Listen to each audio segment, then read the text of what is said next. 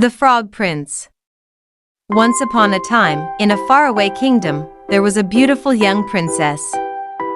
She loved to play with her favorite golden ball by the pond near the palace. One day, as she was tossing the ball in the air, it slipped from her hands and fell into the deep, dark water. The princess was very upset and began to cry. Suddenly, she heard a voice. "Why are you crying, dear princess?" the voice asked. She looked around and saw a little frog sitting on a lily pad. "Oh, it's just you, a silly frog," she said. "I've lost my golden ball in the pond, and I don't know how to get it back." The frog looked at her kindly and said, "I can help you retrieve your ball, but I want something in return." "What do you want?" asked the princess. "I want to be your friend," said the frog.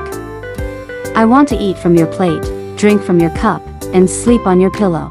The princess thought the frog's request was strange, but she really wanted her ball back. So, she agreed, thinking to herself, "He's just a frog, he can't really live with me." The frog dove into the water and soon returned with the golden ball. The princess was so happy that she grabbed the ball and ran back to the palace, completely forgetting her promise. The next day, as the princess was having dinner, she heard a knock at the door. When she opened it, she was surprised to see the frog.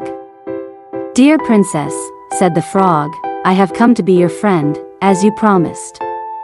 The princess was shocked and didn't want to keep her promise, but her father, the king, insisted that she should.